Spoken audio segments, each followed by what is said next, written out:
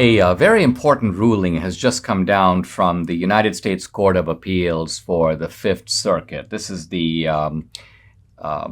Court of Appeals, by the way, is the court just under the Supreme Court. So if there's a decision at the Court of Appeals, you don't like the decision, there's only really one place to go, and that's the Supreme Court. Now, the case involves social media censorship. So it involves you and me. It involves Twitter. It involves YouTube. It involves Facebook. And I have a special interest in all this because, for example, as we speak, I have a strike against me at YouTube. Why? Because supposedly I violated their guidelines. Now, several weeks ago, in the primary election season, I had on a candidate for the Missouri Senate, Eric Greitens. You may have seen the interview. In the course of the interview, he brought up election fraud. He talked about it, not at length, but he did discuss it. And YouTube basically concluded, after the fact, they tend to review these things a week later or several days later, and they notify me this is a violation of the guidelines, not necessarily because of anything you said, but just by featuring this content on YouTube, strike.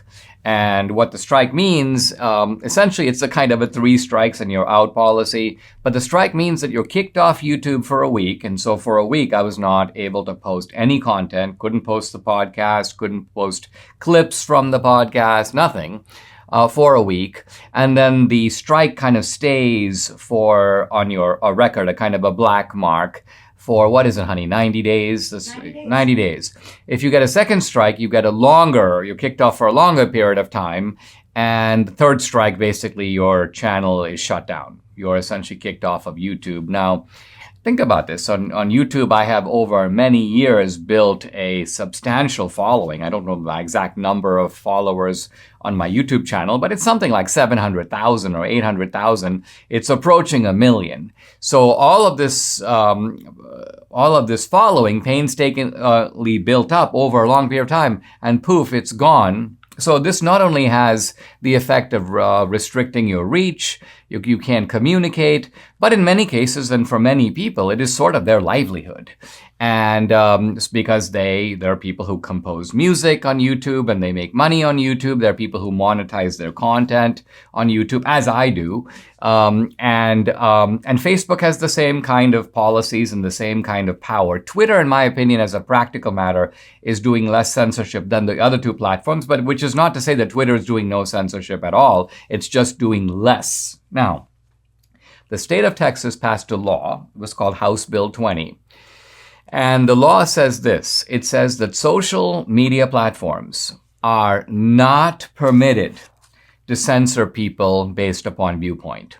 They cannot decide that you have the wrong views of climate change, you have the wrong views of COVID, you have the wrong views on the election, and censor you. They are only allowed to censor content that is illegal. So yes, they can censor you if you are conspiring to do something violent. They can censor you if you are using the platform for illegal drug trafficking or sex trafficking. So there are those limited cases where they can deplatform you or ban you, but not just because they disagree with you. And it's no defense, according to the Texas law, that you or I are violating their guidelines. Texas's point is that their guidelines on this score, on this issue, are unlawful in the state of Texas.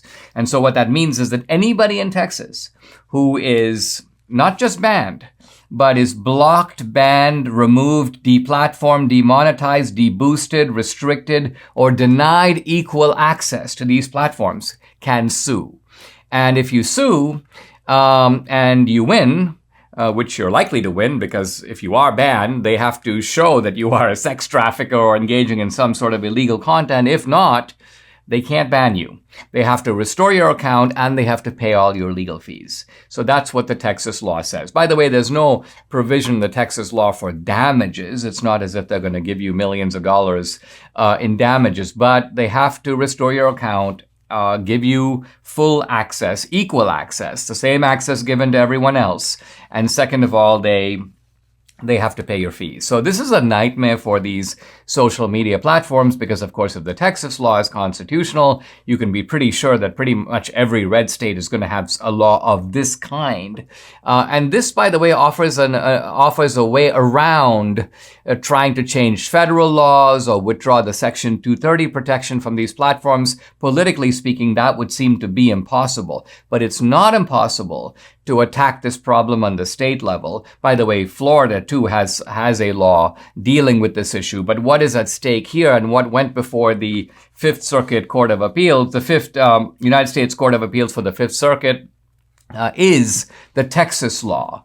And the court, in a stunning and wide-ranging decision, basically declared that the social media platforms are in violation of the law. The law is constitutional, even though a lower court had struck down the law. The appellate court has vacated that decision, and the law now is in effect. Obviously, the social media platforms are freaking out. They're going to probably appeal to the Supreme Court, but my message to them on that score is good luck.